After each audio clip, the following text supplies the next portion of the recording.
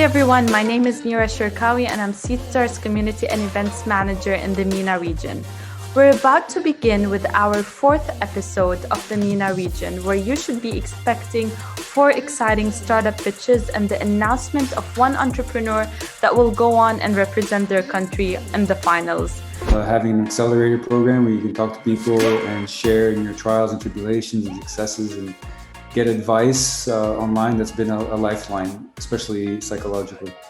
Because the entrepreneurship journey can be very lonely. It was very unique and we learned a lot. So that's always amazing to be part of an accelerated program. It was quite an experience. How the selection process of winners at the Seedstars World Competition worked this year. Startups start with filling the application form. After the review, those who meet the minimum criteria get invited to the online Seedstars Academy. Throughout the academy, we monitor the performance of the entrepreneurs as they get assigned to courses and tests. Upon the completion of the academy, startups that score the highest get invited to meet with the Seedstars World team and mentors on one-on-one. As the last step, we invite outstanding experts in their fields as jury members to the online pitching episodes. All those components help us form a solid and complex decision on who Seedstars startup finalists are.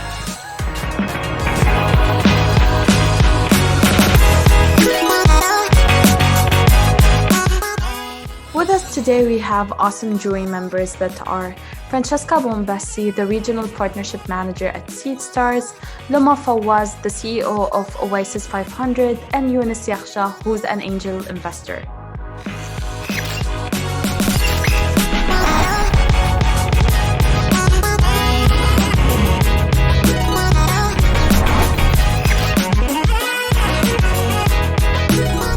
Thank you so much for the opportunity. I think I got exactly 1 minute to pitch. Just to give you a quick understanding of what I'm trying to pitch here, one of the problems is, let's say historically, maybe about 15 years back when we all tried to travel, we used to go to a travel agent and then take a ticket. Right now, when we all plan to travel, we just go online and take tickets. That's what happening. So earlier it was Thomas Cook, Cox and Kings, who was the giants in the travel industry. Today, we all know it is Booking.com, it is Expedia, it is Airbnb who's leading that. The same thing is coming up in insurance itself. In insurance, right now, the giants are Aon, Walsh, Millis, all these are the giant brokers that we have. And the tradition of online insurance is just picking up. That's where in India, which is Policy House, has just come in Lebanon, that's a new IPO which has come in, and Middle East market, the $40 billion industry, there's only 5 of them who's present in the market, which is having an online presence. So that's the problem that we are trying to solve.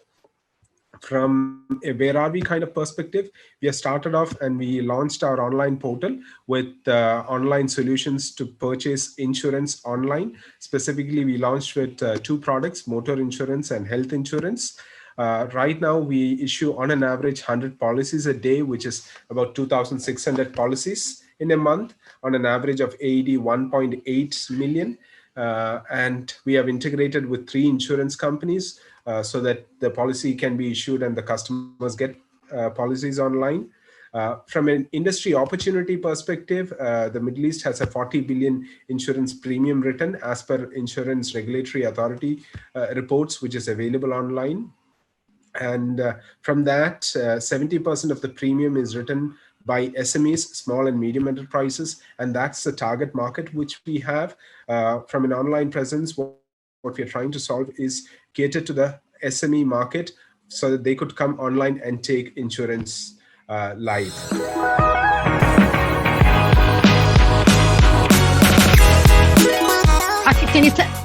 Can you tell us more about the team, Akif? That's the exact size. Thank you so much. I appreciate that, Luma. All right, Francisca, I got somebody to support me. All right, I'm coming from a financial background. I'm a master's in finance. I've been heading the financials for Etihad Airways and Emirates Airlines for about 10 years, and then jumped into entrepreneurship. I started a company named Golden Falcon Aviation, and it was nominated for the Fortune 5000 companies in 2003. So today that is a 70 million turnover company. We purchase and sell aircrafts and aircraft parts. I also launched an travel portal, which is known as houseoftours.com. Today, it caters to about 10,000 tickets a year. I also launched an auditing company that caters to about 200 customers in UAE. All three companies are running successfully. And this is the fourth company that I launched, Policy House. And right now it's on the budding stage and I'm looking for investments. Mir Shafiq, he's a CEO for the brokerage division. He has been with me since the start and I've put him as a CEO of this particular division. He's also coming from the insurance industry. He's got expertise of working in India, heading the state for Kotak Mahindra Insurance Company. That's the summary of what it is. Thank you. So how do you operate? Do you take a commission on each policy that you sell? Yes, we do. Okay. And what percentage commission do you take? On an average, it comes to 15%. It depends on policy to policy. For motor, it is about 20%. For general insurance, it comes to about 25%. For medical, it's about 10%. So on an average, it's 15%. I have a couple of questions. So how many full-time employees do you have? In Policy House, 100. 100. Okay. And the second one is how much is your monthly cash burn rate? Burn rate, you're talking of the bottom line? Or Yeah, how much do you spend? Can you hear me? Yeah, I can. Yeah, I was asking how much do you spend your per month, your cash burn rate in dollars? I did not understand the term cash burn rate, but I understand you're asking what is the total expenses for the month? Yeah. Yeah, that's 80 to 100,000. Are you anywhere near break even? Yes, this year, November, we did do the break even. Okay. And December this month, we expect to make money. All right. And the third one is who came up with the idea? What's the story behind the team? It was me. It was okay. And can you tell us a bit more? How did it happen? Oh, okay. we started CRI Crossroads Insurance about 2.5 years back. That was when I entered into the insurance industry. And when I entered, I understood there's a huge opportunity for online penetration into this market because the market was still functioning on the legacy of about 30 to 40 years, how it has been operating. And coming from the Indian market specifically, where technology has grown a lot, Policy Bazaar and CoverFox and Echo has shown us a guidance on what is the opportunity there and have proved it right. That's where I understood that since I have already launched a travel platform, houseoftours.com, we have an expertise in development.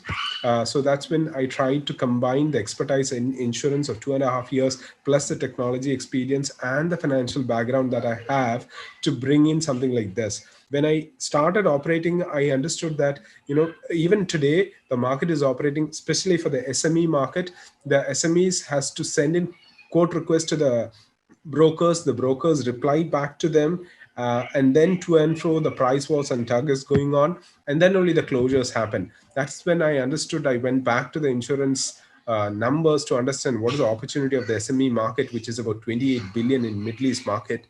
And that's when I saw there's a huge opportunity for SME market out there, for which there's no much players in the market, and we have a first mover advantage. So that we started building it, and today we are proving it right because we started last year, and in March we launched a portal. It started up and running, and today we issue on an average about 100 policies a day, which is a fabulous response that we get both from B2C and SMEs. We have just started kicking off. On an average, we do at least 15 to 20 SME policies. Thanks. Akif, I have a question. So it seems like you're on the right track. You've hit break even and you are on your way to expansion. What would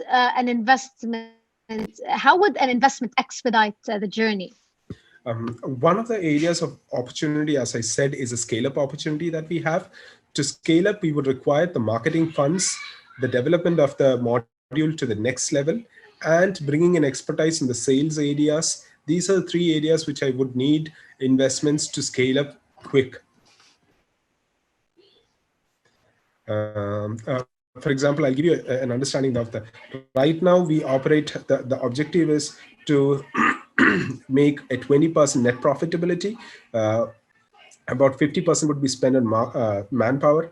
About 20% would be spent on marketing, and about 10% on the credit cards, OPEX, all those kind of charges would be sent, and we would keep a margin of about 20%. That's the plan that we have. And last month we clocked in at 100% cost and 100% revenue, and this month we might get a 10% revenue out of it, which means that moving forward we try and invest in the GCC markets, which would mean at another 6 months to a break even when you start off as a new station. So we have 6 new stations to start off, which means that if we go at the current pace, it'll take at least 2.5 years or 3 years for us to start off in each stations, and that too without making money. Break even to break even. So if we could get investments, that can be done much faster, and opportunity can be tapped.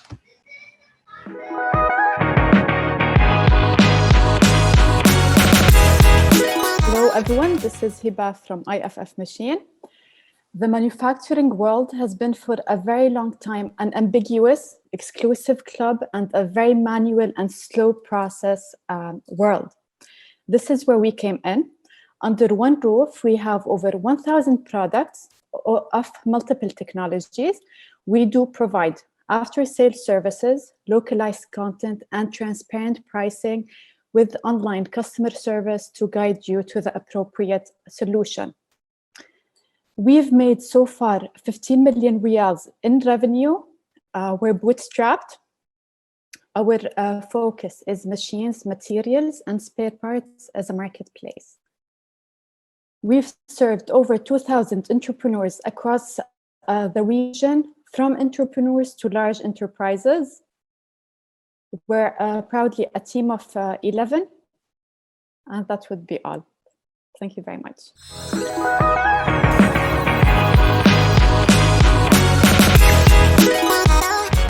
I can start maybe. Can you walk us through your revenue model? I'm gonna simplify it into 2 revenue models. One of them comes from marketplace commissions. The other one comes from us sourcing products and services. Very simply put, of installation, training online or on-site, maintenance contracts or maintenance fees. These are in terms of services plus selling products. They range on machines, materials, and spare parts. The materials and spare parts are considered the consumables. So Hiba, you don't have inventory, right? It's a marketplace where you match buyers and sellers, right? No, we're both. We do both because this is a niche market, and specifically in Saudi, it's still a very raw market, and there isn't enough suppliers to have a powerful marketplace. So you need to have a leader who has power in the market to guide the suppliers. So basically, the items that you buy, you sell at a margin. Sure. I mean, at a profit margin, and then otherwise you take a commission of the transaction if you don't own, if you haven't mind. Okay, and the 15 million in revenues, Saudi riyals and revenues, are attributed more to. I mean, if you can give us percentage on how they're divided. So far, the marketplace has been only 15%. Because at the moment, we're in a lot of negotiations with lots of local suppliers. Local suppliers, most of the time, don't have good stock, or are not very good in keeping up with the marketplace. So we're still having a lot of issues. And we're doing like all the traditional way of doing a marketplace, which is curating your own traffic and your own content. Then you become powerful enough to attract suppliers easily.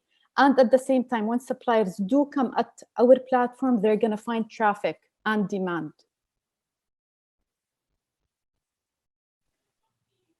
So if you get an investment of 500,000, you're going to use that to buy some items, to do some marketing? We're going to use it to expand our infrastructure from the website as a marketplace, and to expand our operations specifically to the marketplace. And I'm going to call it dropshipping, automated dropshipping from China, which is much more efficient than dealing with the local suppliers. It's a very complex market. 3 minutes is not enough. Dropshipping is specified for medium-sized items, and the marketplace is very suitable for super light items and super heavy items, like 1 ton or 200 kilos and above. In terms of stock, currently we are financing our own stock purchases, and we're working with a company to do purchase financing. So it doesn't need an investment to purchase goods. Hiba, quick one. What's your exit strategy? Any plan? We've had a lot of conversation with multiple people. The latest, we've had multiple conversations. One of them was getting a local partner who's an industrial, like Jaffali family, Ali Rida family, who have global connections to powerful industrials globally, which would give us an exit. Okay. I find this appropriate for our field because we've talked to a lot of people, and you find that most people, they're a bit scared of the concept of machinery and equipment, so they find it a bit confusing. It could be a logistical nightmare, Hiba. That's why people shy away from these types of businesses, and because the market is premature for a complete marketplace. So that's why you have to own stock. We're very familiar with that type of business model, but it's difficult. Yani, chapeau that you've gotten so far.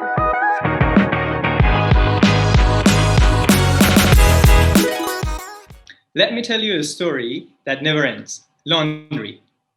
Taking a pile of dirty clothes to laundry is inconvenient and time-consuming. Add to it the challenge of finding reliable laundries. We link customers with top-grade laundries, but they only see Pakleen.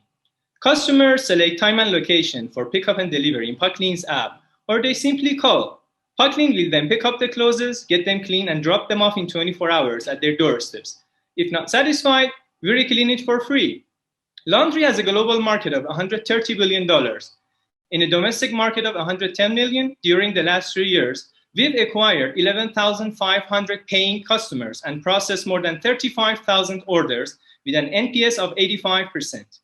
Pakleen has enjoyed a sales CAGR of 270%.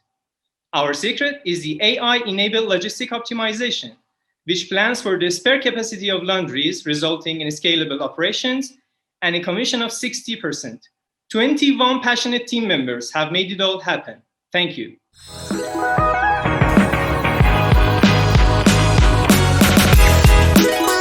But can you maybe walk us through how much your service costs, what the retention rate is?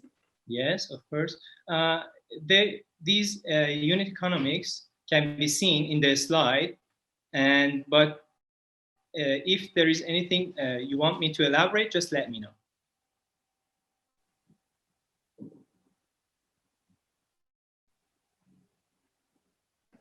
Are all your customers located in Tehran, or are they also based in Tehran? Yes, we are currently based in Tehran, and we cover all the regions of Tehran, which are 22 zones.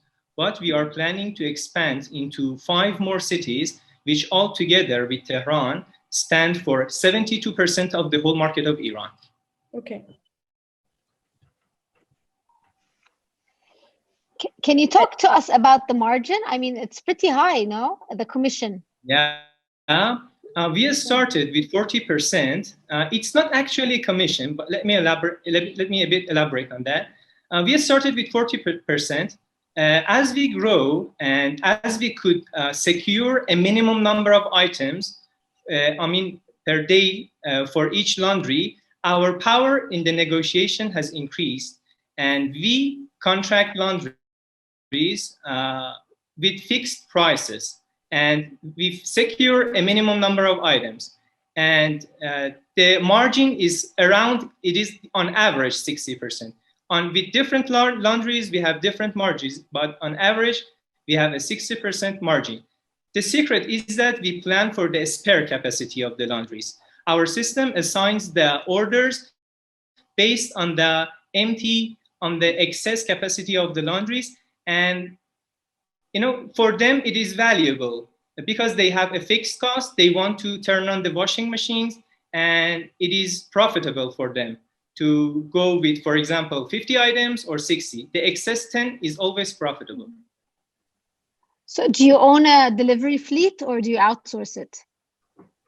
We own the logistics. We have branded cars and bikes. We use bikes for pickup, bikes and a car for pickup. And for delivery, we only use cars. There were many details in the logistics of a laundry. And that's why we have not been able to outsource it yet, because our driver they are experts. They somehow consult the customers in what services they actually need. For example, if there is a need for spot cleaning, for sewing, for coloring, the driver will offer the customer. But if we can in the future, we will outsource the logistics. Hussein, I have two questions. The first one, how is the competitive landscape in Iran? Do you have many competitors? Because I can feel that maybe it's a crowded space to be in. In Tehran, there are a number of key actors. We can categorize them into different categories. Some of them, most of them, are digitized traditional laundries, which have digitized their operations. They have created a mobile app, they have created a website, and they take the orders and they use technology as a channel for the service placement. And they are not scalable, but they are very good at what they do in the laundry. Apart from that, there are home services, and they are our potential partners. We have also already partnered with two of them, Achare and Pelak. You might have heard about them. They outsource their laundry to us with an API because they offer a wide range of services, including laundry. And taking care of a wide range of services in a home service is difficult because there are details involved. And so they are considered to be our partners. Our competitors are those who are working in a marketplace or in a platform business model. There are a bunch of them, like Helsa, like DigiWash, but there is no market leader. And we would be very happy to have competitors to share the awareness prices, because one of our challenges is that we need to let people know that we exist. And using on-demand laundry with an app is not something very familiar, not just in Iran, in the world. I think that's why we don't have a unicorn in the world in online laundry on demand. Okay, and the second one is I can see that you mentioned the global market size. Do you have any expansion plan in your vision? Yes, there are expansion plans. We have already registered a company in Canada about 1 month ago, because the market size, the global market size is very attractive. And another reason is that there are restrictions. For example, when you are in Iran, there are some international sanctions. You cannot operate globally. That's why we registered a company outside Iran. But the main reason is that due to the recent fluctuation for the US dollar to real exchange rates, the cost of HR has decreased significantly. For example, you can have a senior developer with an average of, for example, $200 to $300. And we want to expand the operation and handle the technicalities, handle marketing and CRM in Iran, and just operate and pay for the cost of logistics outside Iran. I think that could be an advantage, but we are just exploring the option. But absolutely, we are thinking about moving into an international market. But right now we are focused on penetrating more in Tehran and expanding into other cities. But as just exploring the options, we are making ready all the infrastructures that we need to expand outside Iran.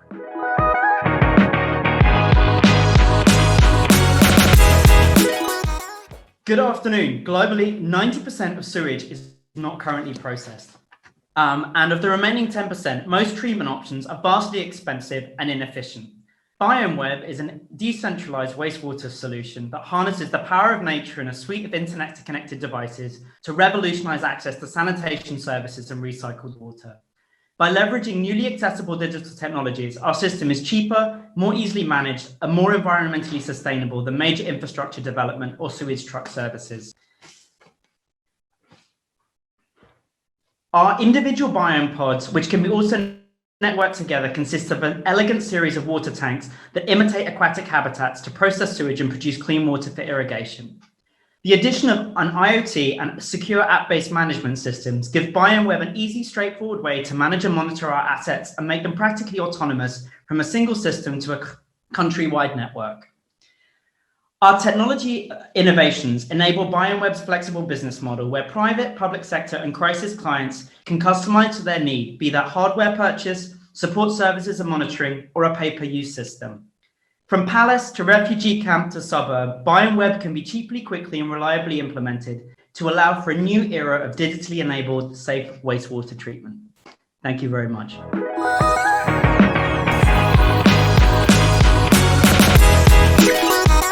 Ben, can you talk to us about the team? Sure. Let me just bring up another slide. I believe we have it here. So our team is pretty mixed. So we have a really diverse team of urban planning consultants who have a lot of experience in Africa, the Middle East, and Europe. We have a head of engineering who does a lot of our kind of on-site and oversight management. Gerard Dacha, who's based around IT and design and is working on our sensors and our back ends. Myself, who is kind of corporate business strategy, as well as kind of a suite of advisors around the world, both within the wastewater and sector, as well as kind of in the financial sector within infrastructure. And these are all shareholders, stock owners and full-time? So we are in the process of granting elements of equity to some of our co-founders. So the 5 people you see as the team are full-time. The advisors are obviously part of our Greater Network grant and Stan are our kind of 2 main ones. So we've been around for about 2.5 years, and we've recently kind of restructured how we're set up. So we're creating a bit more consistency between our UAE and our Lebanese entities. At which point we're looking at how we start granting equity kind of within the team. At the moment, we're kind of focusing on a revenue-driven model, but obviously, I think for us as we're kind of quite large ticket infrastructure, an investment round is really something that we would use as kind of a cash buffer to get a market access in a specific market, especially when it comes to kind of our pay-per-use model. And I mean, just to touch on that briefly, we're looking at pay-per-use both in kind of high-value markets like the UAE, which obviously we're looking to amortize our system across almost like a cell phone contract where you get your iPhone for free up front. And then in more economically disadvantaged markets, we're working kind of PPP model with donors and governments to purchase the system up front, and then we can provide access at a much lower cost to more marginalized communities.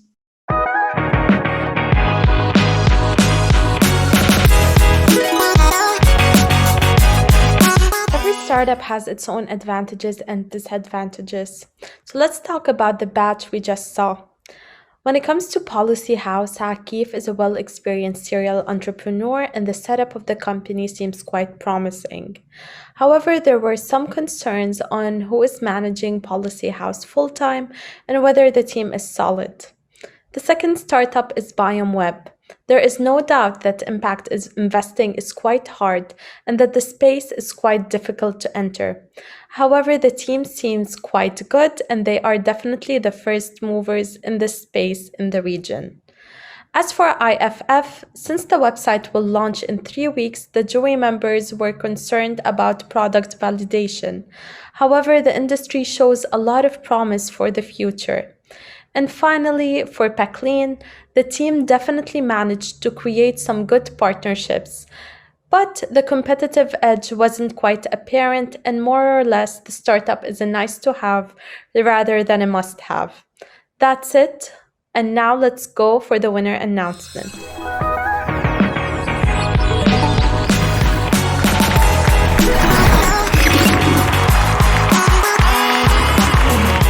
First of all, I'd like to thank you so much for all your dedication for the competition. From the get-go, I know we have quite an extensive application process, but you powered through it and then powered through the online Seedstars Academy and the investment readiness program, and you did the pitches and now you're here. So definitely I'd like to thank you so much for all your efforts. And I know you hear this a lot, but you're now part of the Seedstars family, and we're here for you, and we're here to support you across your journey. Online Seeds Competition, only one program out of the 150 programs we host every year. So if it doesn't work out for this one, the opportunity is still there for you to participate with us among other programs. And now for the winner announcement. So the winner of this episode is Biomweb. You're on mute. Congratulations. Thank you. How do you feel?